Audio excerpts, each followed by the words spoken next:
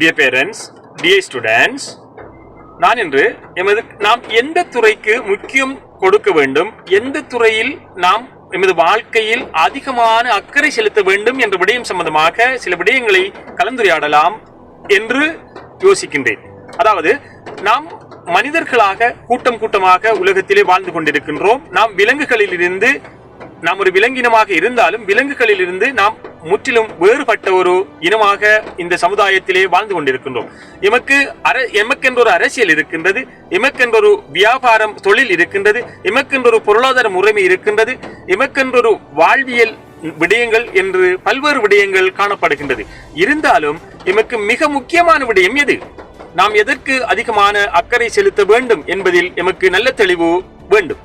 உண்மையில் நாம் மனிதர்களாக இந்த பூமியிலே வாழ்வதற்கு நம்மை விலங்கிலிருந்து வேறுபடுத்தும் மிக முக்கியமான ஒரே ஒரு விடயம் அறிவுதான்.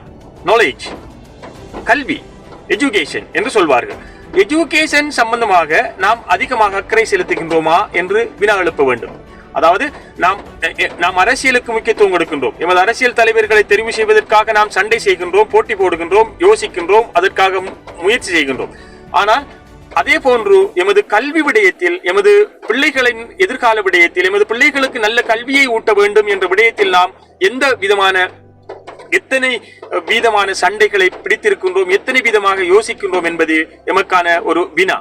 எனவே நாம் அதிகமாக எமது அரசாங்கம் பாடசாலைகளை அமைத்து பிள்ளைகளை பாடசாலையிலே இணைத்து கட்டாய கல்வி, அதன் பின்னர் இடைநிலை கல்வி, உயர்கல்வி என்று 3ஆம் நிலை கல்வி என்று அரசாங்கம் செலவு செய்து கொண்டிருந்தாலும் இந்த விடயங்களில் எமது பிள்ளைகளை ஈடுபடுத்துதல் சம்பந்தமாக நாம் என்ன முக்கியத்துவத்தை கொடுத்திருக்கின்றோம்?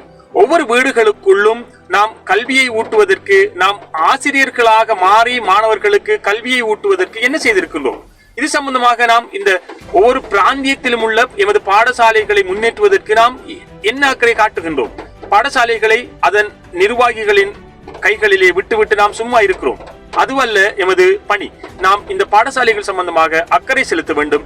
பாடசாலைகளுக்கான எமது பங்களிப்பை அதிகரிக்க வேண்டும். பாடசாலைகள் தொடர்பாகவும் பாடசாலைகளின் முன்னேற்றம் சம்பந்தமாகவும் எந்த நேரமும் கலந்து பேச வேண்டும். எந்த நேரமும் சம்பந்தமான முயற்சிகளை மேற்கொள்ள வேண்டும். இது செய்வதன் ஊடாக எமது கல்வி நிலையை நாம் உயர்த்தி கொள்ளலாம். எமது மாணவர்களுக்கான சிறந்த கல்வியை கிடைப்பதற்கு நாம் வழிவகை செய்யலாம். எனவே பெற்றோர்களே, மாணவர்களே, இந்த விடயத்தில் நாம் கரிசனை கொள்வோம். பாடசாலைகள் மீதான அக்கறை அதிகரிப்போம். எமது பிராந்தியங்களில் உள்ள ஒவ்வொரு பாடசாலையையும் சிறந்த பாடசாலையாக உயர்த்துவதற்கு முயற்சி செய்வோம். அதன் ஊடாக எமது சமுதாயம், எமது மாணவர்கள் முன்னே வருவதற்கும் சமுதாயத்திலே நல்ல நிலையை ஏற்படுவதற்கும் வழி பிறக்கும் என்று உங்களுக்கு கூறி விடைபெறுகின்றேன். நன்றி.